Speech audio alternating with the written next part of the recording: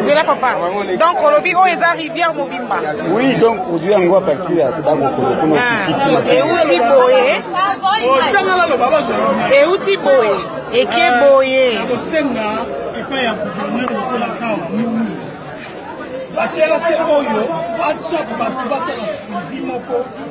dans l'ombre. Au lieu de citer Rabat, il faut citer Moutiboé et le gouverneur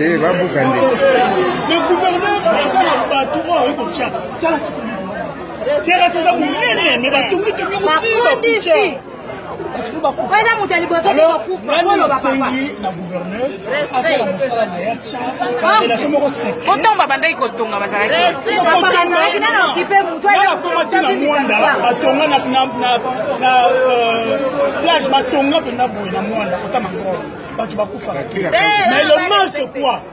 Si va tuer ce côté, c'est à Moutaillé, à canaliser Maï. Maï va canaliser. Tout libérer coûte Maï. Alors, si vous libérez Maï, où les hommes à Kambouya gouverneur, n'a pas de maître. Si va tali awa, Maï a autant monnaie. Si vous avez autant yao. Maï, telle limite à Maï, place une toile bâton. Limite à Maï. Même mon colofa koufa, et surtout dans la vie. Et on a saigné, il chasse ça. Et ça, il y a Bisso, mon congénère Bisso, c'est gouverneur. Si comme matin bino batam ba bazaki to mo ani bino boko bokenda ka pa ça les loko lo ba ba ba mo mo biso to za ba mo to lo ba ni ba ba ko ti zera ba so na ba kade so biso to ale loko ba mo na ba kade siko omoni ke faute za ya bino parce que bino nde bozana quartier tant mota bandi ko tonga bomoni que eloko azo tonga mutu mama ya so ba tongi mutu mutu to alandi po yo kali susu ko mo ya muninga tongi ba pekisi ete ya na ndi to le so na ma ça ta collectif te ke boluka ba avocat bo ke matana avocat mo bazalaki awa ateki lupango kwa moni ma ekoteli akema campagne na kimia siko mutu asombi awa le abuki awa po maeleka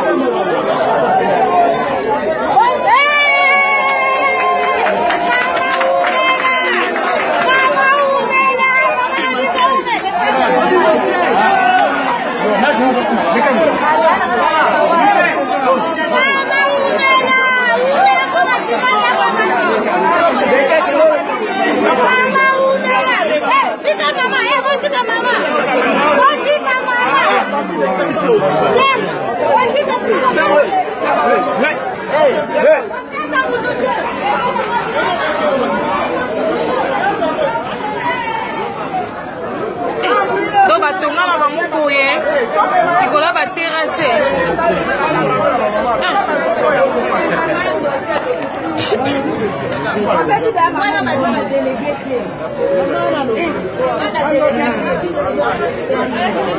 va démolir.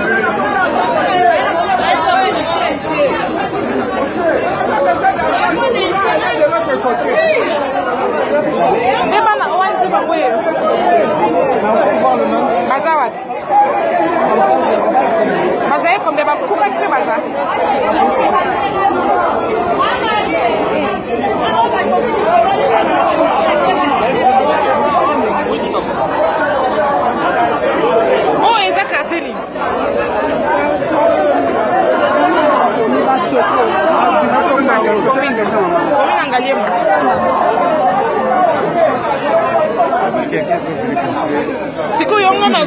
Ils ont construit sur le caniveau. Il faut aussi qu'en même temps, la population peut y bazar. Qui se regroupent, hein, la collectif Moko, ils saisissent un avocat, bah quelle est la commune? Soit on dit que commune est simbité. Pour bien par exemple chef à quartier. Chef à quartier est simbité pour la commune. Commune est simbité pour quel hôtel de ville. Tout cela c'est parce que moi hiérarchie moi hein, comment dire, il y a des ordres très organisés. Chef à quartier à Yebi va payer 500 à la poche. Vous commencez peut-être à Yebi et ils ont comme un hôtel de ville. C'est ça le problème aussi ici. Je pense qu'on ne sait pas dénoncer, mais à taper ce qu'on dénonce. Justice à double vitesse. Il n'y a pas si, hein. Ce sont les orphelins qui sont restés.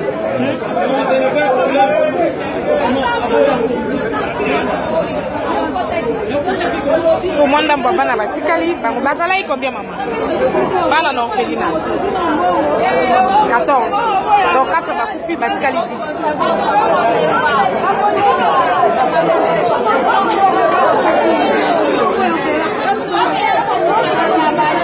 Mawa. Orphelinat, comment on dit? Le cœur d'une mère. Le cœur d'une mère. Avenue Amoto.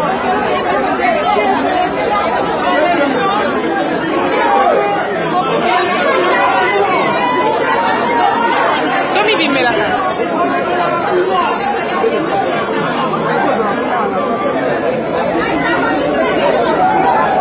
Donc ici, les orphelins, il y en avait 10. Il y en avait 14, ils sont restés à 4. Parce que 10... il y en avait 14, ils sont restés 10. 4 sont décédés. C'est terrible, hein? Comment on peut être méchant jusqu'à ce point, hein? Pourtant, on m'a venu à l'école, on terrassé.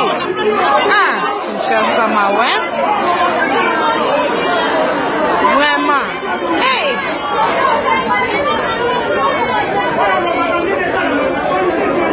Place, nous faisons place à Rotongaté, hein?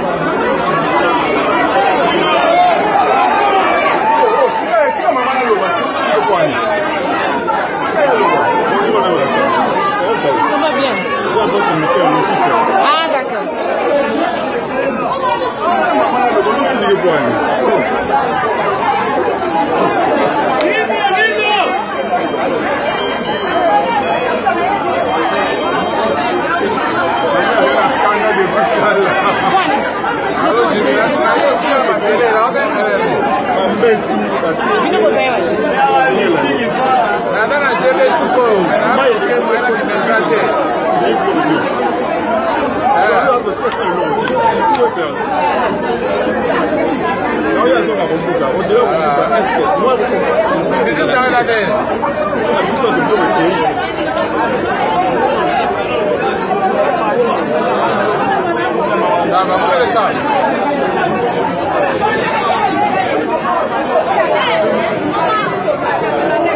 Combien de mois? 6 mois. 6, ça va. Pardon, il y a 2 mois.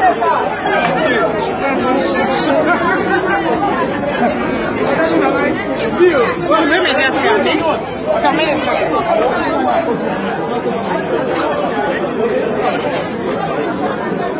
Les ordres payent l'équipe.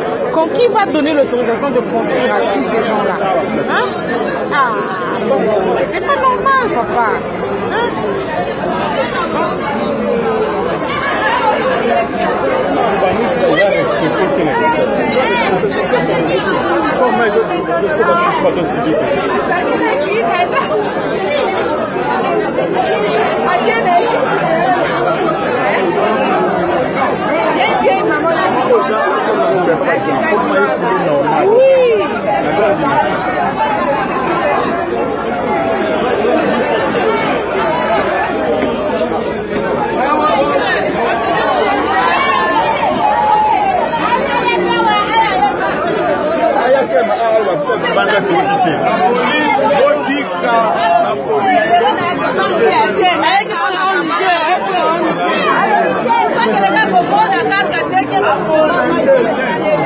La voiture est là presque, la maison tu vas amener, c'est moi je ne vais pas